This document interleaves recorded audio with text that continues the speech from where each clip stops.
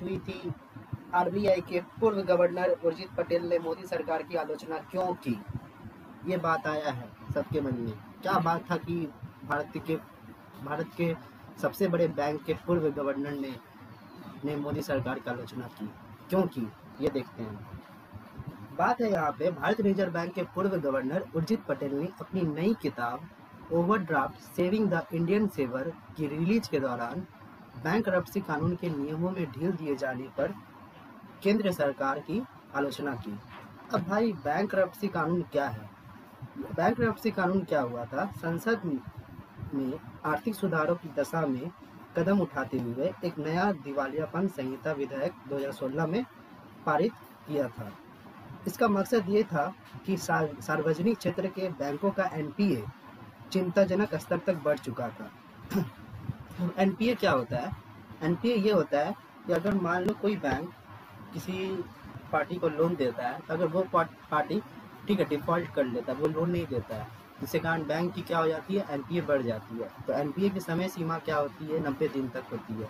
ठीक है, तो यहाँ पे क्या होता है, एनपीए का ये है, जैसे एनपीए का फुल फॉर्म होता है non performing assets. Non performing assets क्या एक तरह का लोन और एडवांसेज है फॉर विच द प्रिंसिपल और इंटरेस्ट पेमेंट, ठीक है, remain over due for a period of 90 days. अगर प्रिंसिपल वैल्यू मूलधन और ब्याज की समय सीमा अगर 90 दिन से ज़्यादा हो गई, अगर मान लो आपका तारीख आज है, ठीक है, आज ना पे करके और ये आज के दिन नहीं पे करके और आपकी समय सीमा अगर 90 दिन से अधिक हो गई है और आप पे नहीं करते हो, तो आप क्या घोषित हो जाओगे?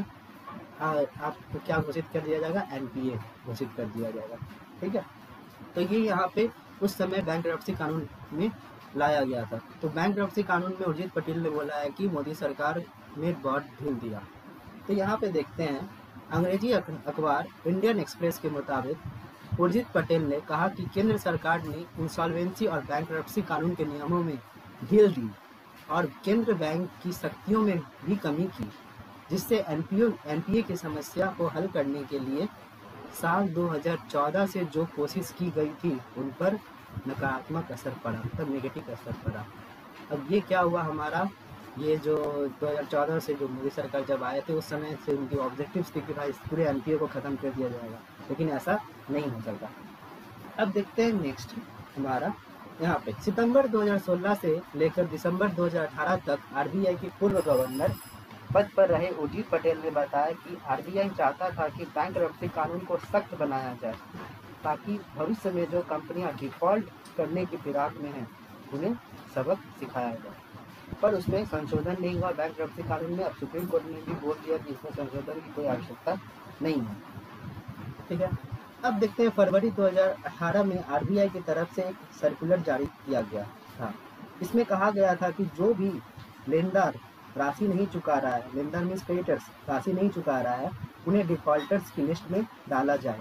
इसके अलावा सर्कुलर में यह भी कहा गया था कि जो कंपनी डिफॉल्ट कर दी जाएगी उसके प्रमोटर्स इंसॉल्वेंसी एक्शन के दौरान कंपनी में हिस्सेदारी बायबैक नहीं कर सकते।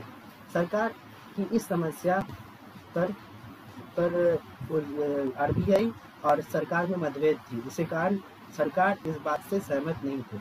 तो भाई बायबैक क्या होता है? तो बायबैक ये होता है जब कंपनी अपनी शेयर वापस खरीदती है, ठीक है, तो उसे बायबैक कहते हैं। तो ये कंपनी के मैनेजमेंट द्वारा डिसाइड किया जाता है। ठीक है, और यदि किसी कंपनी के पास एक्स्ट्रा पैसा है जो साल दर साल प्रॉफिट से कंपनी के अकाउंट में इकट्ठा हुआ है और आइडल पड़ा हुआ है, अगर फिर तब कंपनी इस पैसे को क्या करती है, नए इक्विपमेंट या नए इन्वेस्टमेंट में या एक्सपेंशन में इस्तेमाल इस पैसे को नहीं करती है, तो वो आइडल पे पड़ा रहता है पैसा।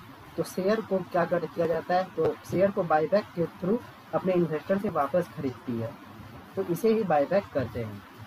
ठीक है, कंपनी हमेशा जब भी अपने इन्वेस्टर से या शेयर होल्डर से खरीदेगी भी बायबैक करेगी, तो वो मार्केट प्राइस से ज़्यादा मूल्य पे खरीदती है। ठीक है, जिससे हमारे इन्वेस्टर को भी फ़ायदा होता है। ठीक है, और बाज़ार में जो वापस आउटस्टैंडिंग पड़े हुए रहते हैं उसमें कमी आती है। ठीक है, तो और बैलेंस शेयर में की वैल्यू क्या हो जाती है, बढ़ने लगती है। तो ये हमारा बायबैक था।